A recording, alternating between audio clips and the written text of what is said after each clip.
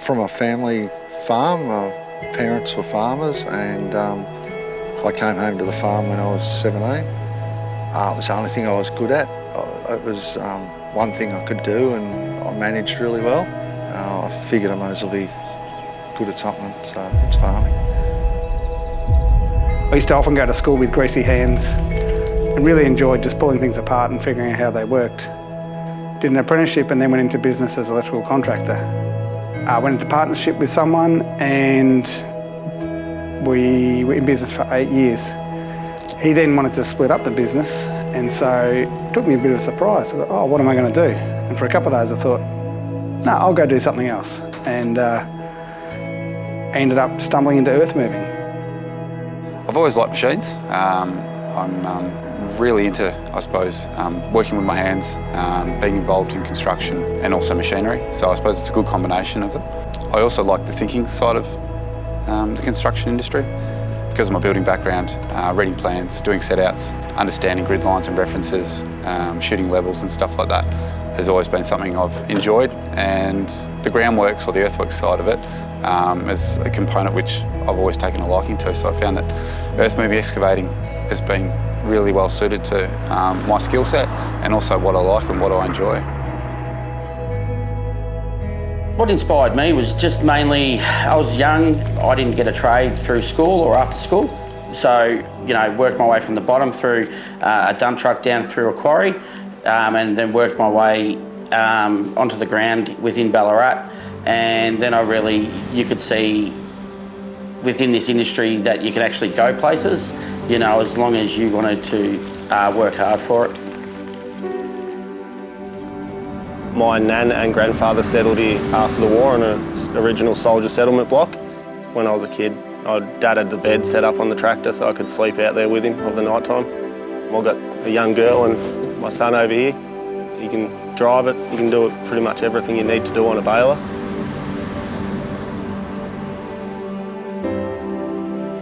I just think I'd followed my dad's footsteps for quite some time as a young fella. I played a lot of footy.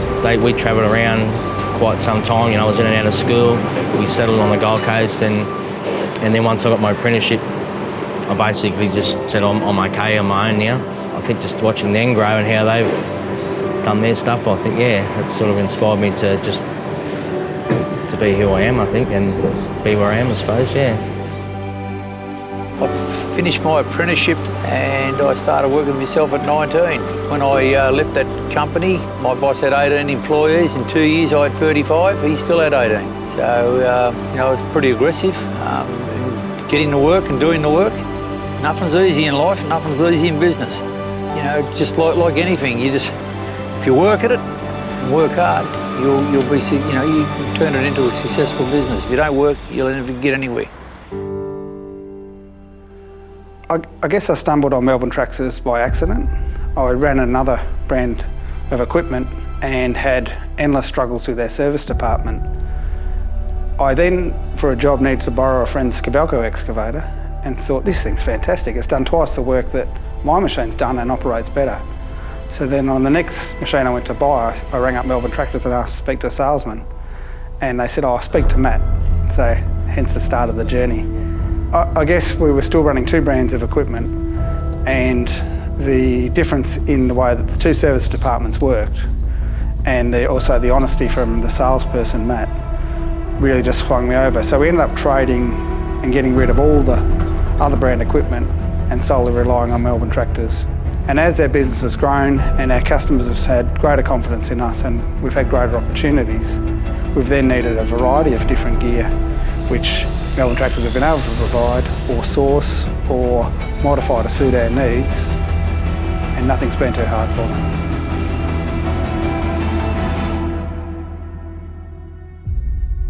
I'm a grain farmer. 90+% of my incomes from grain sales.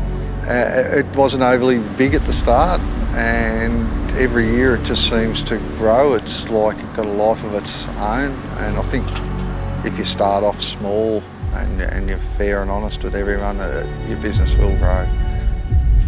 Technology's always coming along, and you've got to keep up with it, whether it's a mobile phone, an iPad, a machine, a way of thinking even though you might be comfortable in what you're doing today, if you don't push yourself for tomorrow, you'll get left behind. And I'm just trying to keep our business evolving, trying to keep it modern, growing and safe as well. Yeah, from my first excavator, a SK20, which I purchased at Melbourne Tractors Campbellfield through Sean Pollard, who was fantastic to deal with, great sales staff. He led me on the right path to start with, and then from there I've just developed a relationship with him and Campbellfield.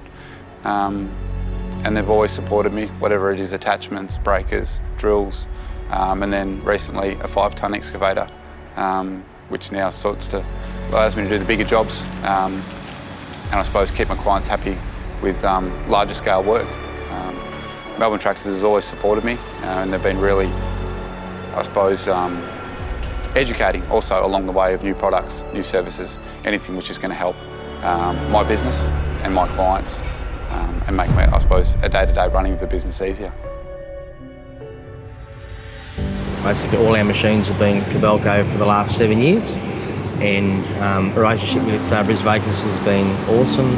It's not just selling a machine, and they know their product, and their service is great, which is a big thing for us, owning that much gear, and literally drop of the hat they can be there and be helpful, whether it's over the phone or setting someone up if we're inland or something like that. But yeah, and I think our relationship is going to grow more and more. So.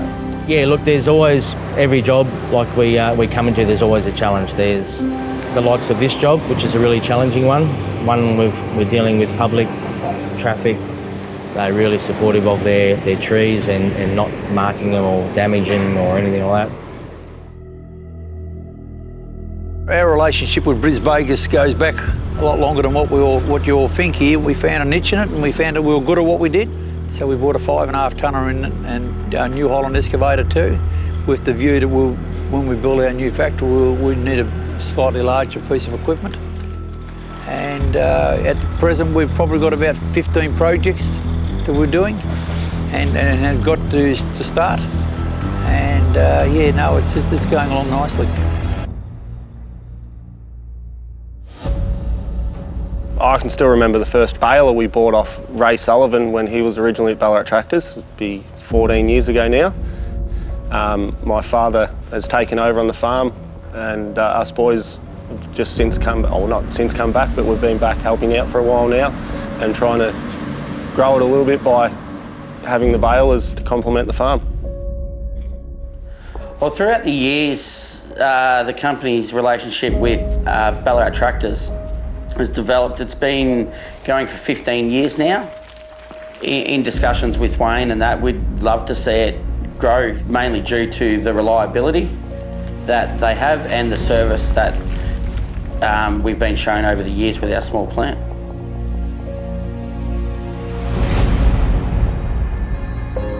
Know that you can do it and keep going. I remember when we started, I'd look back at each day and say, have I broken something today? What have I damaged, or what do I need to fix? And it's a steep learning curve, but it's an industry where you can do well, and that it's something that you can go home and feel proud of what you've done and what you've achieved for the day.